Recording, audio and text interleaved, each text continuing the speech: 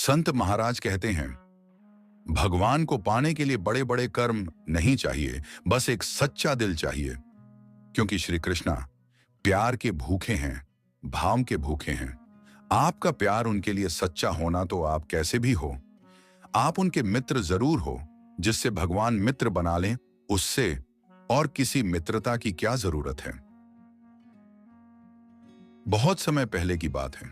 यमुना के तट से थोड़ी दूर एक छोटा सा गांव था। उस गांव में न कोई राजा रहता था, न कोई बड़ा पंडित।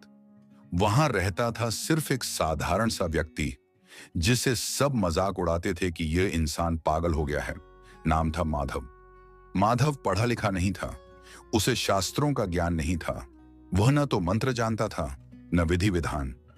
लेकिन उसके पास एक चीज थी, अटूट प्रेम श्री कृष्ण के लिए।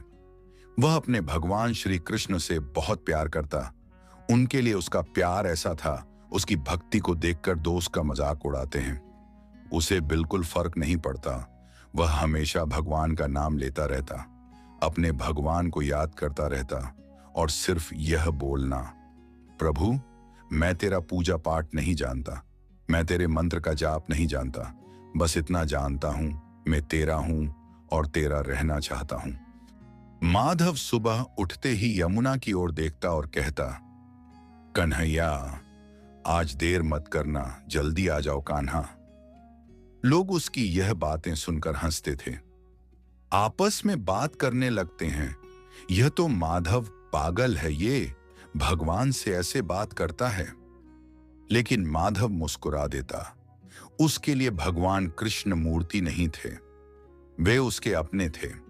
उसके घर में एक छोटी सी मिट्टी की मूर्ति थी, कृष्ण की। टूटी फूटी, रंग भी उड़ चुका था। उसका प्रेम अटूट था।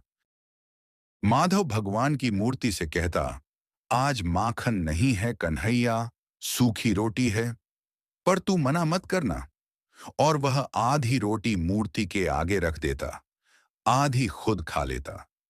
श्री कृष्ण इतना प्रेम देखकर अपने आप को रोक नहीं पाते। मूर्ति से ही उसकी अद्भुत भाव देकर बहुत मुस्कुराते। गांव के लोग उसको मजाक उड़ाते हुए कहते, अगर कृष्ण सच में आते तो तेरी गरीबी क्यों रहती, कब का तुझे अमीर बना देते। रिश्तेदार आए, बोले, तुम पागल हो चुके हो। एक दिन किसी ने ताना मार दिया, तेरा कृष्ण तुझे कुछ देता क्यों नहीं।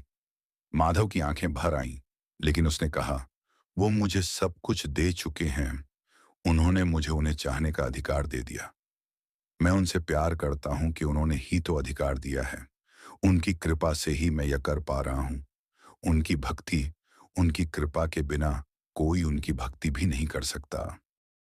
गांव के लोग उसको मजाक उड़ाते हुए कहते, अगर कृष्ण सच में आते तो तेरी गरीबी क्यों रहती, कब का तुझे अमीर बना देते। रिश्तेदार आए, बोले, तुम पागल हो चुके हो। एक दिन किसी ने ताना मार दिया, तेरा कृष्ण तुझे कुछ देता क्यों नहीं। माधव की आंखें भर आईं, लेकिन उसने कहा, वो मुझे सब कुछ दे चुके हैं, उन्होंने मुझे उन्हें चाहने का अधिकार दे दिया। मैं उनसे प्यार करता हूं कि उन्होंने ही तो अधिकार दिया है। उनकी कृपा से ही मैं यह कर पा रहा हूं। उनकी भक्ति, उनकी कृपा के बिना कोई उनकी भक्ति भी नहीं कर सकता। एक साल भयंकर अकाल पड़ा। पूरे गांव में अकाल पर गए अनाज खत्म हो गया। लोग गांव छोड़ने लगे, क्योंकि लोग डरते थे कि कहीं बिना खाए मर ना जाए। माधव के पास खाने को कुछ नहीं था। 3 दिन से भूखा था। हर दिन ऐसे ही बीता, बिना खाए रहता और कृष्ण का नाम जब तक और सो जाता। सुबह उठकर बिना खाए कृष्ण को खुश करने के लिए बांसुरी बजना और सिर्फ हरे कृष्णा का नाम लेता, भजन करता। चौथे दिन वह मूर्ति के सामने बैठ गया। आंसू बहते जा रहे थे और बोला, कन्हैया अगर आज तू नहीं आया तो शायद मैं तुझसे मिलने ही आ जाऊं। उसने कांपते हाथों से आखिरी दीपक जलाया और आंखें बंद कर ली। संत महाराज कहते हैं, जब भक्त टूट जाता है तब भगवान प्रकट होते हैं। अचानक कमरे में सुगंध फैल गई। बांसुरी की मधुर धुन सुनाई दी। माधव ने आंखें खोली। वहां नीले वर्ण का एक बालक खड़ा था, पीतांबर, मुकुट और वही मुस्कान। माधव कांप गया।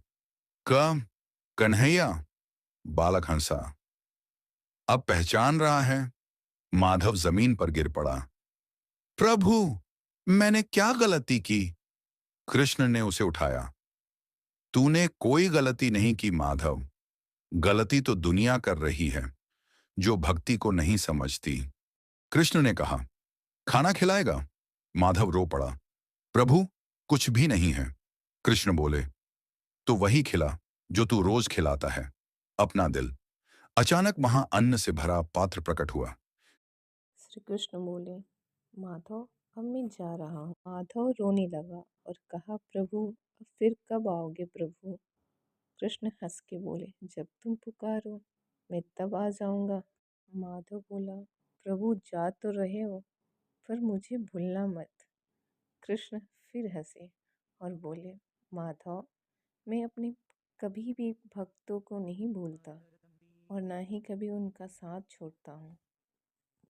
जब माधव की आंखें खुली तो देखा कि सारे घर में अनाज से भरा हुआ है और धन दौलत से भरा हुआ है। बोलो राधे राधे।